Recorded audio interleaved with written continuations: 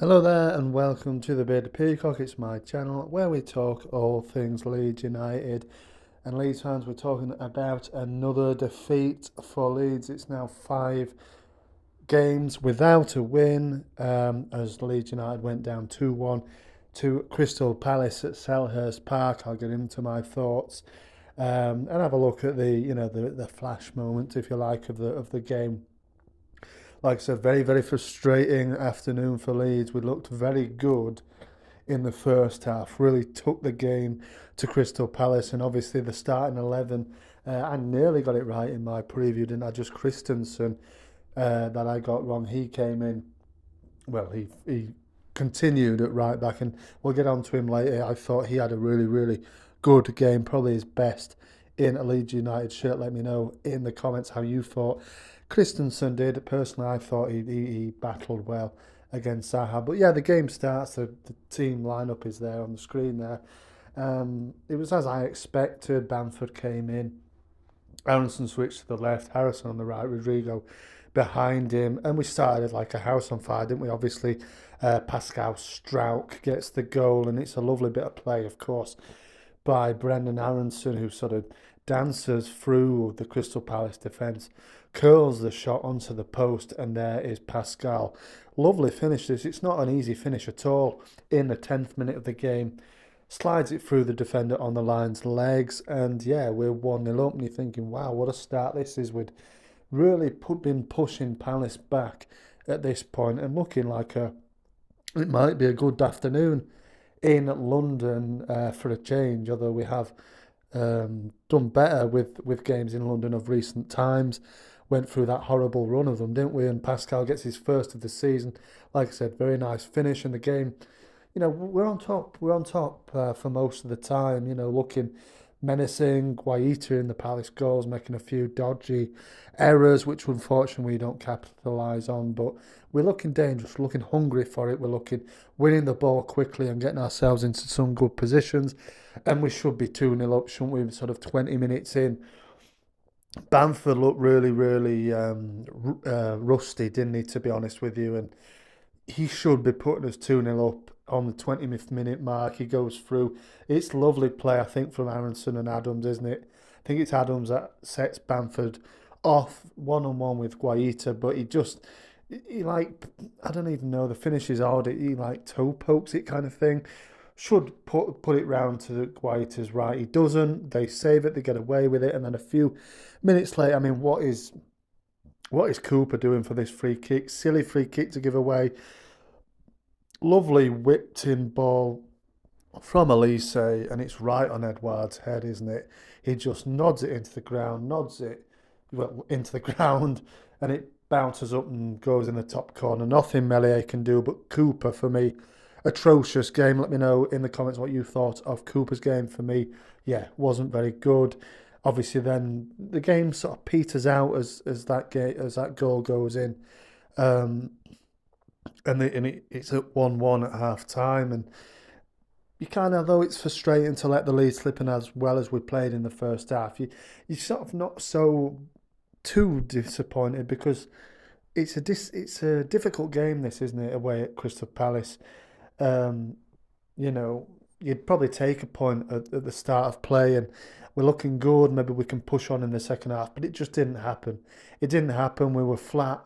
I was really confused with the substitutions. Obviously, Click came on a minute before they scored, or probably not even that. And it's Eze, isn't it? And again, it's Liam Cooper who's at fault here. Like I said, Click came on. It was almost like Jesse Marsch wanted to just settle for the point at that point.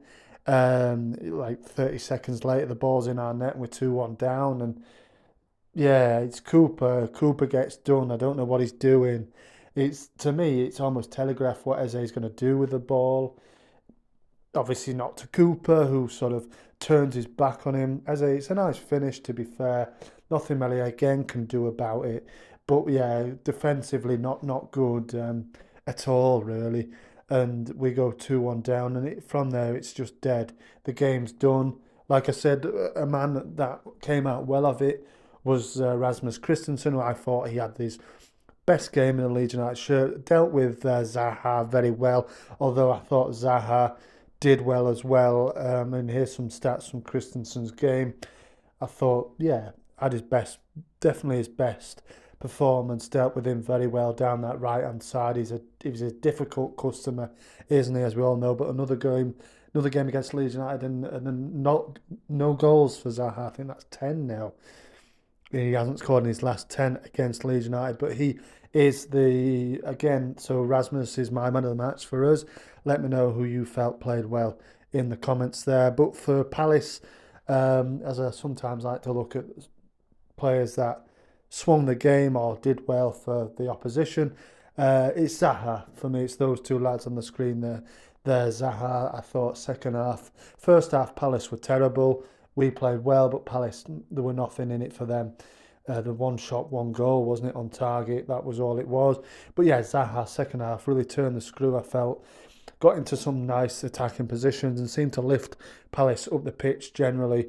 But all round, a very frustrating day. Like I said, no wins in 5 now for Leeds United, and I think we're slowly now.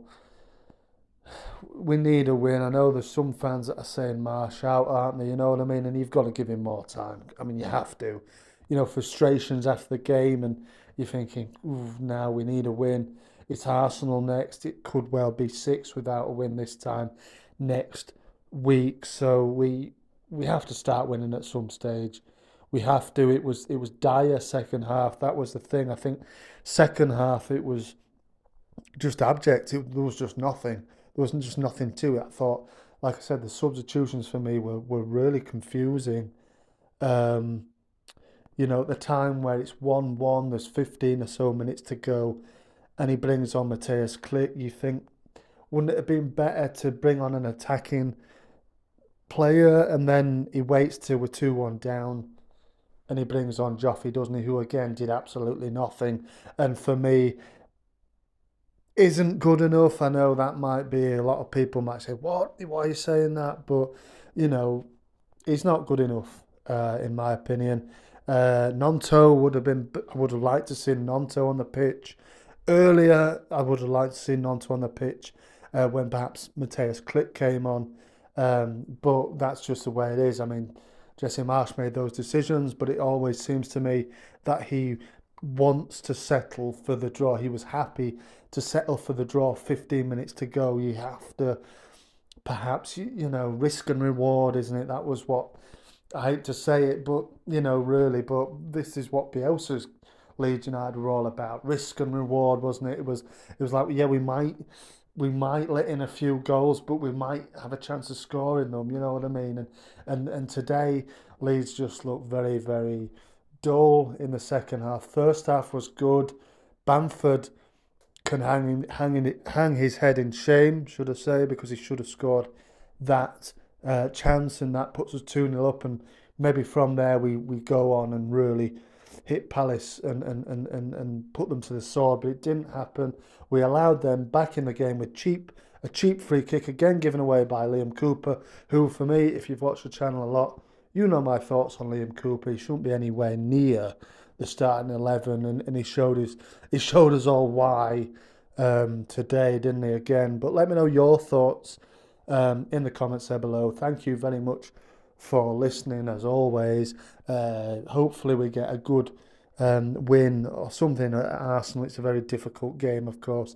They're flying extremely high in the Premier League at the moment. But thank you for watching. Marching on together. I'll see you on the next one.